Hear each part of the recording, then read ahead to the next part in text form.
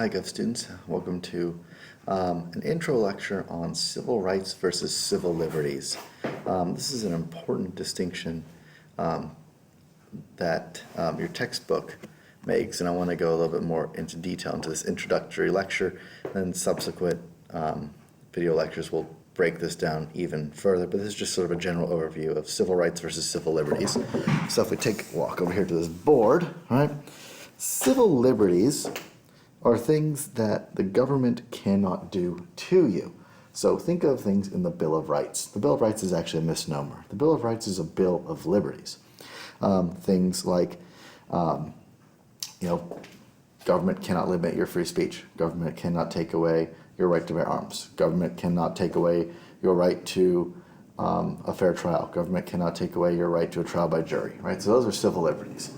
Civil rights is the principle that the government cannot treat people differently. So everyone is entitled to equal protection under the law. Government cannot have different laws for different sets of people. The law must apply to all people equally. So how does this play out in terms of the Constitution? Well, if we go way back, get into our way back in time machine here, we go back to 1789. We get the adoption of the Bill of Rights, right? So we get the adoption of civil liberties.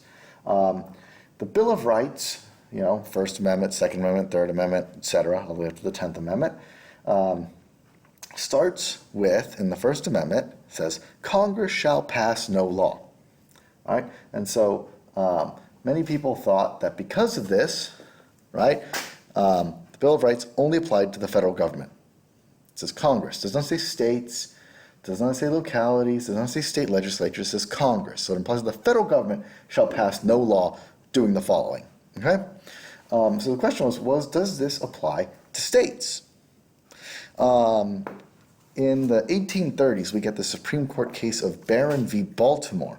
Barron has a dock, it's on the wharf.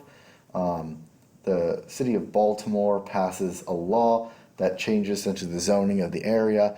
Barron sues, says, hey, look, the Bill of Rights, especially the Fifth Amendment, promises me due process of law, right? You cannot deprive me of my rights, right? My right to property, the right to use my property as I see fit, without just compensation.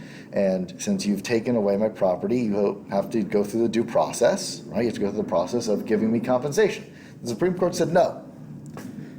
Bill of Rights only applies to the federal government. It does not apply to state governments. State governments can do whatever they want to you, right? They do not have to abide by the Bill of Rights.